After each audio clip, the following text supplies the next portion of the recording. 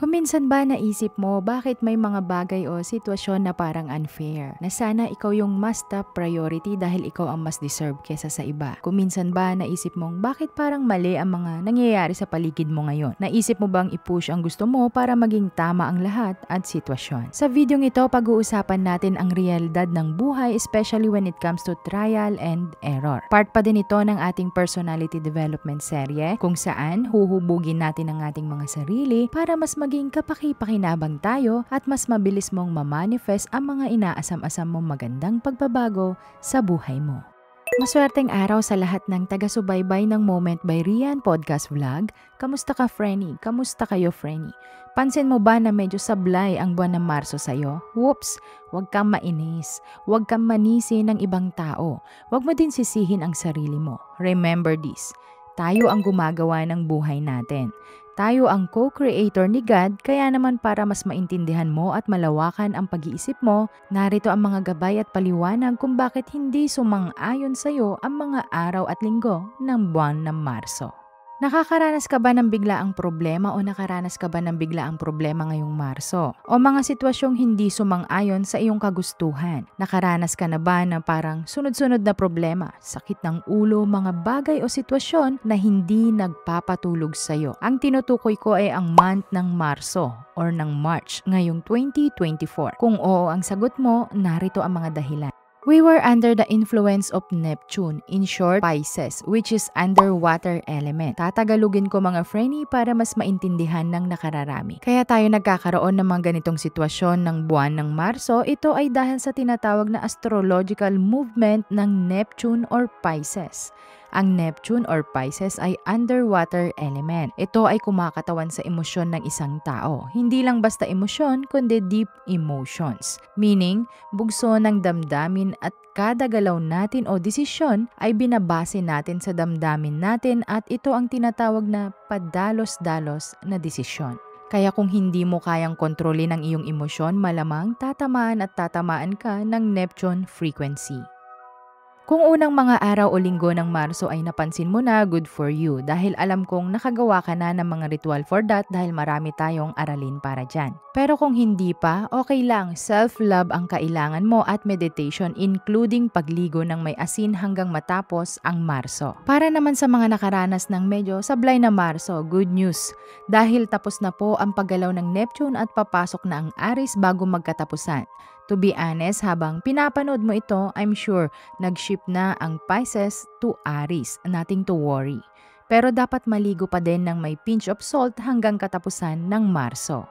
Sa pagpasok ng Aries, mas gaganda ang flow ng swerte, pera at mga bagay-bagay sa'yo. Mas mafe-feel mo na mas may focus ka na ngayon sa goal mo at mas dedicated ka sa pagtatrabaho o pag-achieve ng mga bagay-bagay na gusto mo o plano mo sa buhay. Mapapansin mong magbabalik ang anumang nawala sa'yo for the past couple of weeks. Even money, triple pa. Mga oportunidad na naapektuhan ng Neptune na sumablay, ngayon magiging okay na, Frenny. At dahil nga papasok ang frequency of Aries, susundan naman ito ng Virgo frequency. Kaya mas makakaasa kayong mas magiging okay na ang lahat at maswerte. Dito naman papasok ang katagang pagkatapos ng ulan, may araw na sisibol.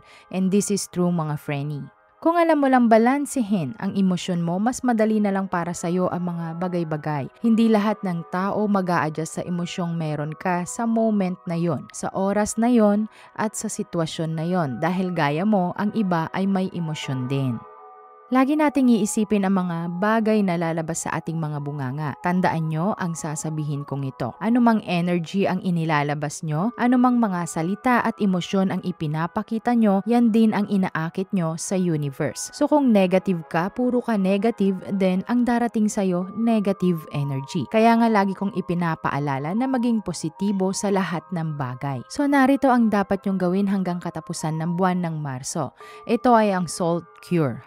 Hashtag MBR Tips. Kumuha ka ng asin. Rock salt ang pinaka-the best sa ganitong ritual or method. Take note sa lahat ng mga nagpapaalaga sa akin dyan, gawin nyo po ito. Sa isang lagayan, pwede ang jar sa method na ito. Maglagay ng asin at 6 na pirasong Chinese coins or barya kung wala kayong Chinese coins. Dapat nakatayo ang barya, hindi nakahiga. Hayaan nyo overnight ito. Kinabukasan naman, lagyan ng tubig ang jar at takpan. Ilagay ito sa gilid ng main door nyo sa labas. Ito ay magsisilbing cure sa negative energy na papasok sa tahanan nyo. Metal and water element ang nauugnay na frequency sa ginawa nyong jar cure. Pwede din ilagay sa kung saang lugar sa tahanan nyo na may nagkasakit o may nagbangayan para mas ma-cure at dagdag protection sa negatibong enerhiya o vibration. Pwede din madami kayong gawin na cure jar para sa kada kwarto o sulok ng tahanan nyo, tindahan o opisina.